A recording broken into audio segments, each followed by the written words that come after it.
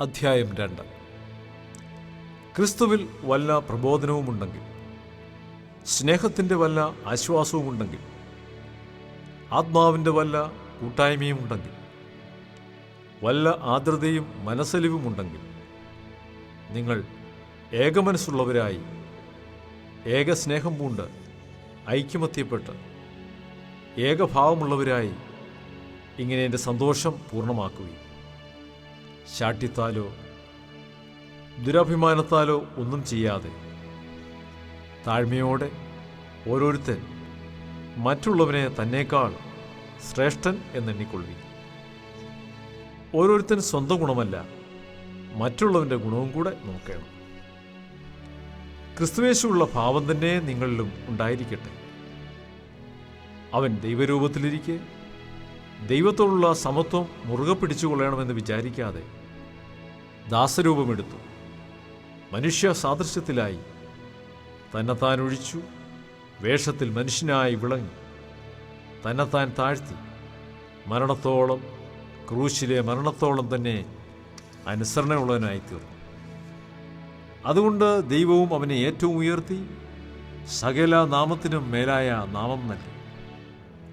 അങ്ങനെ യേശുവിൻ്റെ നാമത്തിങ്കൽ സ്വർലോകരുടെയും ഭൂലോകരുടെയും അധോലോകരുടെയും മുഴങ്കാലൊക്കെയും മടങ്ങുകയും എല്ലാ നാവും യേശു ക്രിസ്തു കർത്താവ് എന്ന് പിതാവായ ദൈവത്തിൻ്റെ മഹത്വത്തിനായി ഏറ്റുപറയുകയും ചെയ്യേണ്ടി വരും. അതുകൊണ്ട് പ്രിയമുള്ളവരെ, നിങ്ങൾ എല്ലായ്പ്പോഴും അനുസരിച്ചതുപോലെ ഞാൻ അരികത്തിരിക്കുമ്പോൾ മാത്രമല്ല, ഇന്ന് ദൂരത്തിരിക്കുമ്പോൾ ഏറ്റവും അധികമായി ഭയത്തോടും വിറയലോടും കൂടെ നിങ്ങളുടെ രക്ഷയ്ക്കായി പ്രവർത്തിപ്പിൻ. ഇച്ഛിക്കുക എന്നതും പ്രവർത്തിക്കുക എന്നതും നിങ്ങളിൽ ദൈവമല്ലോ തിരുവള്ളമുണ്ടായിട്ട് പ്രവർത്തിക്കുന്നത്. വക്രതയും കോട്ടവുമുള്ള തലമുറയുടെ നടുവിൽ നിങ്ങൾ അനിന്യരും പരമാർത്ഥികളും ദൈവത്തിൻ്റെ നിഷ്കളങ്ക മക്കളും ആകേണ്ടതിന് എല്ലാം പിറുപിറുപ്പും വാദവും കൂടാതെ ചെയ്യുവിൻ. അവരുടെ ഇടയിൽ നിങ്ങൾ ജീവന്റെ വചനം പ്രമാണിച്ചുകൊണ്ട് ലോകത്തിൽ ജ്യോതിസുകളെപ്പോലെ പ്രകാശിക്കുന്നു. അങ്ങനെ ഞാൻ ഓടിയതും അധ്വാനിച്ചതും വെറുതെയായില്ല എന്ന് ക്രിസ്തുവിൻ്റെ നാളിൽ എനിക്ക് പ്രശംസയുണ്ടാകും. എന്നാൽ നിങ്ങളുടെ വിശ്വാസം എന്ന യാഗമർപ്പിക്കുന്ന ശുശ്രൂഷയിൽ എൻ്റെ രക്തമൊഴിക്കേണ്ടി വന്നാലും ഞാൻ സന്തോഷിക്കും. നിങ്ങളോടെല്ലാവരോടും കൂടെ സന്തോഷിക്കും. അങ്ങനെ തന്നെ നിങ്ങളും സന്തോഷിപ്പീൻ, എന്നോടുകൂടെ സന്തോഷിപ്പീൻ. എന്നാൽ നിങ്ങളുടെ വസ്തുത അറിഞ്ഞിട്ട് എനിക്ക് മനം തണുക്കേണ്ടതിന് തിമോത്തിയോസിനെ വേഗത്തിൽ അങ്ങോട്ട് അയക്കാമെന്ന് കർത്താവായ യേശുവിൽ ഞാൻ ആശിക്കുന്നു. നിങ്ങളെ സംബന്ധിച്ച് പരമാർത്ഥമായി കരുതുവാൻ തുല്യചിത്തനായി എനിക്ക് മറ്റാരുമില്ല. യേശുക്രിസ്തുവിൻ്റെ കാര്യമല്ല, സ്വന്തം കാര്യമത്രേ എല്ലാവരും നോക്കുന്നു. അവനോ മകൻ അപ്പന് ചെയ്യുന്നത് പോലെ എന്നോടുകൂടെ സുവിശേഷ ഘോഷണത്തിൽ സേവ ചെയ്തു എന്നുള്ള അവൻ്റെ സിദ്ധത നിങ്ങൾ അറിയുന്നുവല്ലോ.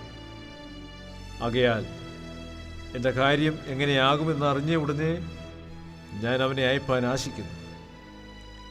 ഞാൻ വേഗം വരുന്നുവെന്ന് കർത്താവിൽ ആശ്രയിച്ചിരിക്കുന്നു. എന്നാൽ എൻ്റെ സഹോദരനും കൂട്ടുവേലക്കാരനും സഹപഠനും നിങ്ങളുടെ ദൂതനും എൻ്റെ ബുദ്ധിമുട്ടിന് ശുശ്രൂഷിച്ചവനുമായ എപ്പഫ്രോദിത്തോസിനെ നിങ്ങളുടെ അടുക്കൽ അയക്കുന്നത് ആവശ്യമെന്ന് എനിക്ക് തോന്നി. അവൻ നിങ്ങളെ എല്ലാവരെയും കാണുവാൻ വാഞ്ചിച്ചും താൻ ദീനമായി കിടന്നുവെന്ന് നിങ്ങൾ കേട്ടതുകൊണ്ട് വ്യസനിച്ചുമിരിക്കുന്നു. അവൻ ദീനം പിടിച്ച് മരിപ്പാറായിരുന്നു സത്യം. എങ്കിലും ദൈവം അവനോട് കരുണ ചെയ്തു. അവനോട് മാത്രമല്ല, എനിക്ക് ദുഃഖത്തിന്മേൽ ദുഃഖം വരാതിരിപ്പാൻ എന്നോടും കരുണ ചെയ്തു.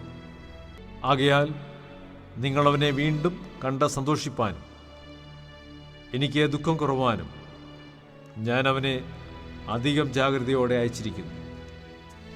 അവനെ കർത്താവിൽ പൂർണ്ണ സന്തോഷത്തോടെ കൈക്കൊള്ളുവീൻ. ഇങ്ങനെയുള്ളവരെ ബഹുമാനിപ്പീൻ.